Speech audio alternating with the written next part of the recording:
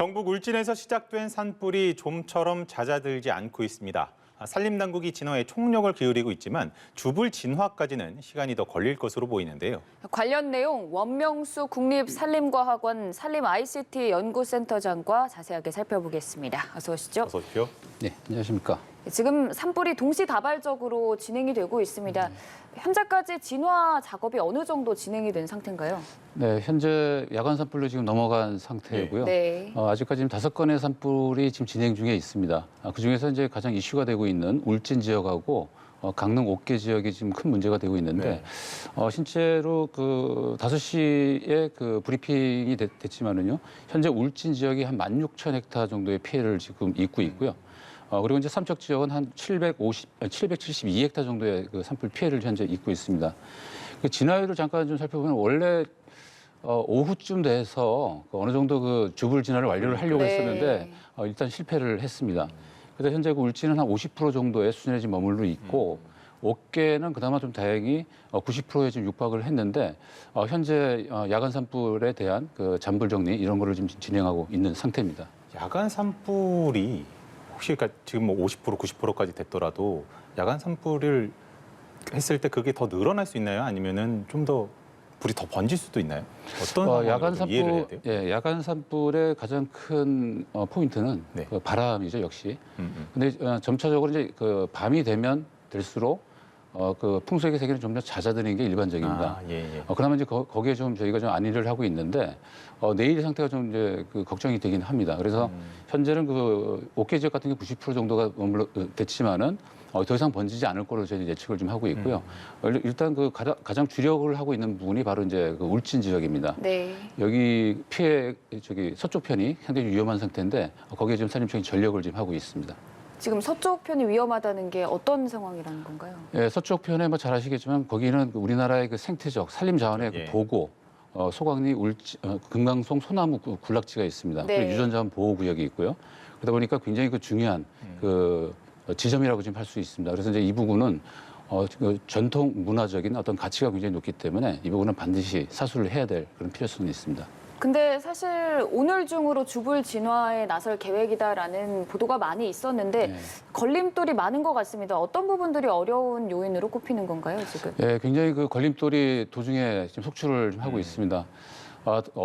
어제까지는 그 걸림돌이 바로 이제 그 바람의 세기가 문제였었는데 새벽부터 좀 잦아든다 했더니 오늘은 이제 그 바로 연무가 이제 문제였습니다. 그 연무가 이제 상당히 그 많이 그 지역에 정체돼 있다 보니까 산불 헬기가 이륙할 때 상당 시간을 좀 지연시키는 그런 효과도 있었고요. 특히 이제 일출과 동시에 울진 지역 같은 경우 1시간 정도가 좀 지체가 됐었고요.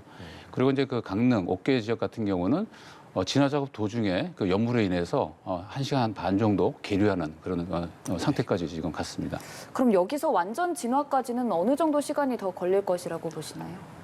일단 오늘 그 야간 산불로 전이 되기 때문에 더 이상 번지지 않게끔 총력 대응을 해야 되겠고요. 다행히 이제 그 내일 오후부터 이제 강풍이 동반된다는 예보가 있는데 그 안에 최대한 지상 인력을 동반을 해서 막아야 될 것 같습니다. 그래서 이제 산림청도 그런 전략을 지금 밤에 오늘 그 야간 산불 대응 대책을 좀 수립을 한 상태고요. 그래서 이제 실제로 그 연무가 가장 큰 문제였는데 가장 큰 문제가 오늘 그 바람이 굉장히 약했지 않습니까? 그러니까 어느 정도 내부에서 바람이 서풍으로 들어갔다가 남동풍으로 왔다 갔다 하면서 계속 정체 현상이 일어났습니다. 그러다 보니까 이제 산불이 진화가 좀 더딘 그런 상태였다고 보시면 됩니다. 이걸 한번 좀 여쭤보고 싶은데, 그러니까 저희가 흔히들 언론에서 얘기를 할 때 주불이 진화가 되고 이제 잔불 정리를 하고 이제 이런 순서로 이야기를 하잖아요. 근데 저희가 흔히 듣기로 이제 불씨가 단초가 돼서 이제 산불로 번지고 이런 경우들도 많이 들었기 때문에 잔불 정리를 하는 단계라고 해서 그 위험도가 완전히 낮아졌다고 보기는 어려운 거 아닌가요? 네, 맞습니다. 잔불 정리라는 거는 불씨가 완전히 꺼졌다는 얘기가 아니고요. 말 그대로 다시 바람에 의해서 어떤 외부적인 요인에 의해서 또 다시 살아나서 커질 수 있는 그런 여지가 분명히 남아 있습니다. 그래서 그 완전 진화가 선언이 되고 난 다음에 그 지역에는 3일에서 한 일주일 정도의 감시 인력을 또 재배치를 합니다. 더 이상 그 재물이 나지 않게끔 다시 산불이 나지 않게끔 근데 그런 전략을 세우고 있는데 요번에도 아마 그런 워낙 그 피해 범위가 광범위하다 보니까 굉장히 그 넓은 면적에 대해서 많은 인력이 좀 돼야 되지 않을까 그런 생각을 좀 하고 있습니다. 그리고 또 위험한 부분이 앞서서 잠깐 언급도 해주셨지만 금강송 군락지라든지 발화 초기에 원전이나 LNG 기지 같은 부분들에 불이 옮겨붙으면 위험성이 커지는 건데요. 지금 방어선이 안심할 정도로 잘 쳐져 있는 건가요? 네, 지금 그 동해안 쪽 바다 쪽에 가까운 쪽은 거기에 원전하고 그리고 이제 가스 그 생산 기지가 지금 있는데 네. 그 부분이 완전 진화가 됐습니다. 네. 그래서 다행이고요.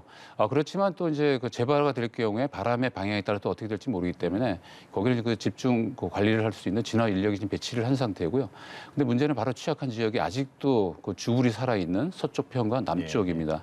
이 부분에 대해서는 계속해서 집중 관리를 해야 될 그런 상황입니다. 이게 참 어떻게 들리실지 모르겠습니다만 이런 불이 산불이라는 게 뭐 계속 좀 자주 일어나고 있고 좀 시기적으로 계속 일어나고 있고 이런 상황에서 사실은 또 강원도 쪽에는 또 유적들도 많고 말이죠. 이런 좀 평상시에 조금 이런 거를 좀 막을 수 있는 그런 좀 예방책을 좀 생각해야 될 때가 되지 않았나 이런 생각도 좀 드는데 너무 현실적으로 어려울까요? 그게? 예, 이게 산불을 예방한다는 거는 굉장히 좀 쉽지는 않습니다. 그러니까요. 그래서 이제 여러 가지 어떤 그 전략들을 세워서 운영을 하고 있고 과학적 기법을 이용해서 하는 방법, 예측하는 방법, 그리고 확산 예측이라든가 뭐 기계와 시스템 이런 것들을 만들어 하는데 실제로 이제 그거는 그 산불이 난 다음에 하는 어떤 부분이 굉장히 좀 강합니다. 근데 문제는 이제 가장 그 대형 산불이 나는 가장 근본적인 원인은 인위적인 어떤 요인의 실화라든가 어떤 소각 행위로 인해 가지고 거의 우리나라는 99%가 사람에 의한 부주의에서 발생이 되기 때문에 근본적인 원인은 사람 스스로가 예방 활동을 철저히 하고 관리를 해야 될 그런 상황이 가장 중요하지 않을까 생각을 합니다. 어찌됐든 지금 상황에서는 이 진화 작업에 총력전을 다 해야 되는 상황인데 네. 헬기 같은 장비 부분이나 인력에 있어서 부족한 부분들은 없는 건가요? 예, 실제로 우리나라 같은 경우에 그 봄철 3, 4월에 대형 산불이 집중하고 있는데 현재 그 전국에 그 산림환경관리소 12개 지역에 분산이 돼 있습니다. 네. 근데 특히 이제 봄철 같은 경우는 동시다발적인 산불이 굉장히 많다 보니까 산림 헬기가 부족한 건 사실입니다. 그리고 또 굉장히 또 노후화돼 있고요. 그래서 앞으로 이제 이런 부분을 좀 선진화하고 고도화할 필요는 있고요. 현재 저희가 지금 산림청에서 보유하고 있는 헬기가 약 한 60대 가량이 좀 되는데 이 부분은 앞으로 장기적으로 보호할 가치가 있는 지역에 집중 배치를 할 수 있는 그 전략도 좀 필요할 것으로 보입니다. 근데 올 1, 2월이 최근 10년간 산불 발생 빈도가 가장 많다고 하는데 그 이유는 뭐라고 보시나요? 예, 원래는 그 발생 빈도가 3, 4월에 가장 많습니다. 네. 예, 근데 이제 올해 같은 경우는 작년부터 현재까지 그 비가 굉장히 적게 왔습니다. 네. 그 뭐 50년 이래로 뭐 최초라고 얘기를 하는 최고라고 하는데 전체적으로 그 강수량의 그 퍼센테이지가 한 14% 정도밖에 머무르지 않습니다. 그러다 보니 굉장히 그 대기가 건조한 상태에서 낙엽층도 바짝 말라 있는 상황입니다. 그래서 이번 같은 경우도 아직 원인은 추정이 안 됐지만은 그 담뱃불 실화라고 일단 추정을 하고 있지 않습니까? 네. 다각도로 좀 하고 있는데 작은 불씨라도 바로 옮겨붙을 수 있는 그런 어떤 환경이 갖춰진 거죠. 그래서 굉장히 위험한 상황이라고 보시면 될 것 같습니다. 이 산불 발생 원인에 대한 말씀을 잠깐 해주셨지만 지금 여러 산불 발생 지역들 중에 일부는 방화범이 또 잡히기도 했고 지금 관련해서 수색을 계속해서 진행 중이지 않습니까? 네, 그렇습니다. 현장 감식도 국립산림과학원의 그 현장 감식단이 나가서 조사를 했지만은 현재 아직까지는 추정이긴 합니다. 네. 근데 담뱃불 흔적이라든가 이런 것들에 대해서는 지나가는 뭐 CCTV에도 촬영이 됐지만은 일단 그렇게 확정을 할 수는 없는 거고요. 일단 물증이 나와야 되는데 이 부분은 이번에 그 산불이 진화된 후에 산림청을 중심으로 그 소방청 그리고 지자체 필요하다 그러면은 경찰의 협조를 얻어서 이 부분에 대해서 조사를 할 그런 계획에 있습니다. 지금 아까 앞부분에서 말씀해 주실 때 뭐 90% 이상이 이제 인위적인 그런 부주의에 의한 산불이라고 말씀해 주셨는데 저희 흔히들 얘기할 때 뭐 산불 나는 거는 순식간이지만 복구에는 뭐 어마어마한 시간이 걸린다고 네, 이야기를 하지 않습니까? 그렇습니다. 특히나 이번에 이제 손실 면적이 뭐 축구장 뭐 몇만 개 제가 이렇게 본 것 같은데 네네. 그 정도 된다면 상상도 하긴 힘들 정도의 면적인데 사실 이 정도의 산림이 없어진다는 것은 저희 그 국민들, 대한민국 국민들 입장에서 보더라도 어떻게 보면 좀 공기적인 부분이라든지 이런 부분에서도 좀 타격이 있을 수 있는 거 아닌가요? 예, 그렇습니다. 뭐 축구장 요번 같은 경우는 그 서울 면적의 한 4분의 1 정도라고 네. 했었죠. 그래서 이제 진화 자체도 굉장히 더딜 수밖에 없는 게 그 16,000헥타 정도면은 지금 현재 그 산림청에서는 그 오늘 그 진화 전략을 예. 10개 구역으로 나눠서 분산해서 그 집중적으로 이제 그 진화 전략을 세웠었는데 그 10분의 1이면은 벌써 이제 1,600헥타입니다. 그렇죠. 그러면 그 우리나라에서 1,600헥타의 대형 산불이 그렇게 많지가 않거든요. 그런데 헬기 자원은 한 50여 대 정도가 되고, 그러니까 물리적으로 굉장히 어려운 그런 상황이 있고, 또 이제 다른 요인도 있었지만은, 근데 이런 부분에 대해서는 이제 내일 날이 밝으면은 뭐 강풍이 들어오지 않는 한 그 오전에 집중해서 좀 진화를 실시를 해야 될 것으로 판단을 좀 하고 있습니다. 그럼 이렇게 피해를 입은 부분들을 복구하는 데 걸리는 시간과 비용은 어느 정도로 추산하시는가요? 비용은 천문학적입니다. 돈으로 환산할 수 없을 정도로 생태적 가치가 있고요. 또 공익적 가치도 있죠. 그래서 이제 환산할 수 없는 그런 가격인데, 실제 저희 국립산림과학원에서 과거에 예. 96년도 고성 산불이 대형 산불이 있었고요. 2000년도 동해안 산불이 있었습니다. 삼척 지역에서 한 20년도 좀 이상 좀 지났는데 저희가 복구를 하기 위한 어떤 그런 실험을 해봤습니다.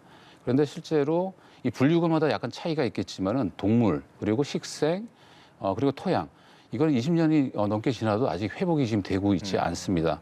저희가 추정하는 건데 한 80 정도 그 정도 지금 회복이 됐다고 하는데 산림의 어떤 구조적인 어떤 형태로 갖추기 위해서는 한 30년 정도는 이상이 필요하고요. 그 온전하게 산림의 생태적 가치 그런 온전한 모습으로 돌아오기 위해서는 최소 100년 정도가 필요한 것으로 그렇게 추정을 하고 있습니다. 네, 이 피해 복구까지 정말 천문학적인 시간과 비용이 들어가는데요. 무엇보다 일단 당장 내일 인명피해 없이 최대한 빠르고 안전하게 진화 작업이 이루어졌으면 좋겠습니다. 지금까지 원명수 센터장과 함께 얘기해봤습니다. 고맙습니다.